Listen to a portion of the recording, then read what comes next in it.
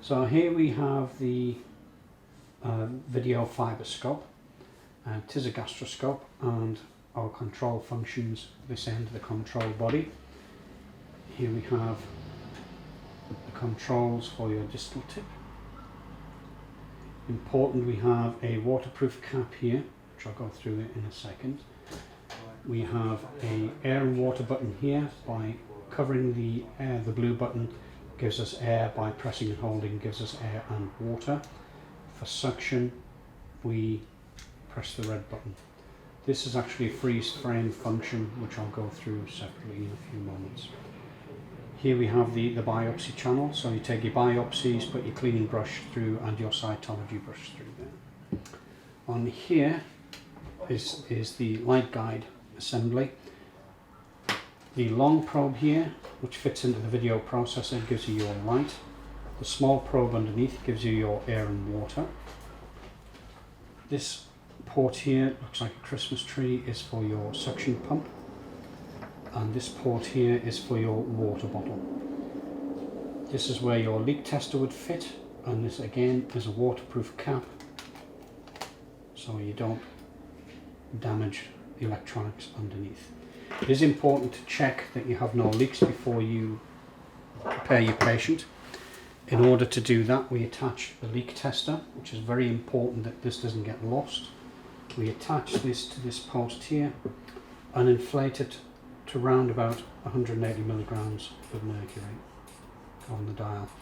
So we'll let that sit for a few seconds, make sure that the dial doesn't drop, the pointer doesn't drop.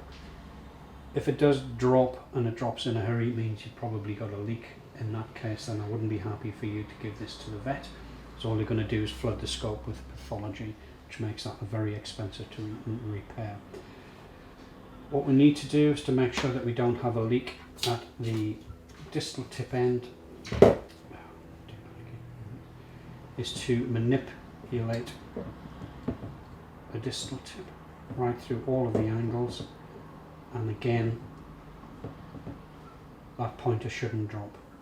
If that doesn't drop, then we're ready to go, good to go to assemble it to the video processor. So it is important to check that we don't have a leak coming from the distal tip end.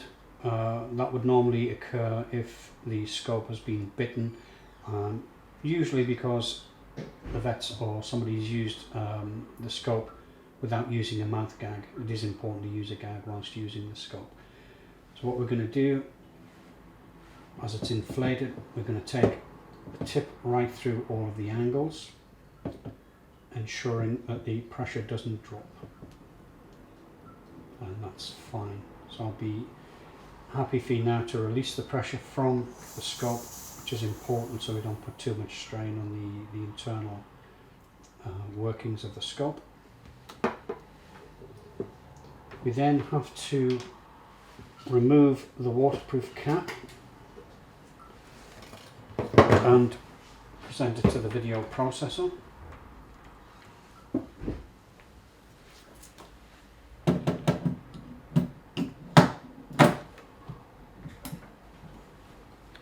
Attach the air and water bottle.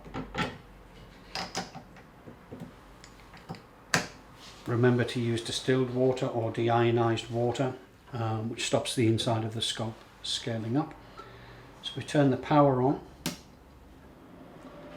and the pump. What we're going to check for now is to make sure that you have air and water coming through the end of the distal tip, which is important. So by covering the blue button with my finger, I can actually hear the air coming through, and we can check it by putting it in immersing it in water to make sure you get a good stream of bubbles. By pressing and holding the blue button, you should get a good stream of water, which we have there, which means you can actually clean the lens of the scope. All right.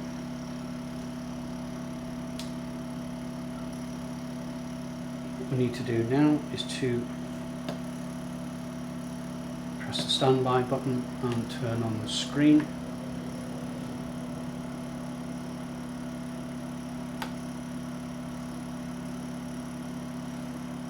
and now we have the image of my hand. It is important with a video scope to tell the computer chip what colour white is. In order to do that, push the tip of the scope against something white, non-reflective, and press the white balance button, and you will see here comes up balanced. Once the computer knows what colour white is, it will work out the rest of the colour spectrum itself, so it gives you true tissue colour whilst you're inpatient.